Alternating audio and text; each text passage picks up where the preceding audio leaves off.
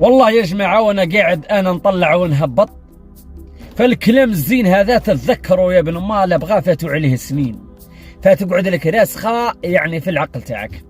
تذكرت واحد الكلام في يوم من الايام كنت فيه بالعباس، عنده تقريبا 10 سنين ولا 11 سنة، وانا ندور في بالعباس، وكان يعني واحد صاحبي من بالعباس، وديديكاس الناس الفاندو من الدخل للخرج بين ما.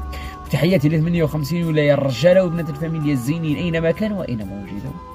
المهم وانا وصاحبي هذا العباسي نمشوا في الطريق، وحنا نمشوا في الطريق جينا فايتين على واحد الجماعه انا نعرفهم وهو يعرفهم، قاعدين تحت الحيط، ولكن هذوك الناس كانوا نهار كامل هما يعسوا في ولادة الناس ويعسوا في بنات الناس، ونهار كامل لابن ما هما يسعفوا لهذوك الناس اللي عندهم الصور دي.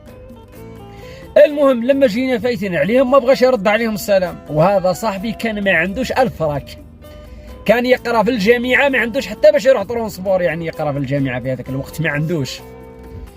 ما ردش عليهم السلام وقال لي ما تردش عليهم السلام. المهم مشينا شويه، قلت له يا ودي علاه ما رديتش عليهم السلام؟ عيب. قال لي راك حاب تعرف علاه ما رديتش عليهم السلام؟ قلت له حاجه باينه باغي نعرف علاه ما رديتش عليهم السلام. قال لي والله ما نقولها لك، بصح يلاه نروحوا لعندهم ونفهمك على واش ما رديتش عليهم السلام. المهم كما كان الحال ابن ما عاودنا ولينا لهم. لما وصلنا عندهم قال لهم يا جماعه راكم عارفين علاه ما رديتش عليكم السلام؟ قالوا له والله ماني عارفين. قالوا له علاك كش ما قلنا لك، كش ما وصلك خبر من عندنا؟ هو قال لهم لا، على بالي باللي ما وصلني حتى حاجه، ولكن كاينه حاجه وحده اللي ما بغيتش نرد عليها السلام عليكم نقولها لكم. قالوا له اي تفضل. قال لهم ما بغيتش نرد عليكم السلام، وهي 1000 راك ما نزعاش في الجيب، 1000 راك ما عنديش ما حلفتكمش، 20 دور ما تسعاش في جيبي، قسما برب الكعبه ماني سامع بكم، لانني عرفتكم انتم نهار كامل تعرفوا للناس اللي عندهم الصور دي. قال لهم الحاجه الثانيه اللي حبيت نوصلها لكم وخلوها تقعد في الذكر تاعكم، انه بالاك لعل وعسى في يوم من الايام يفتح علي الله عز وجل انني نجي فايت عليكم وما ردش عليكم السلام، وردوا بالكم تقولوا هذا الانسان راه تكبر علينا.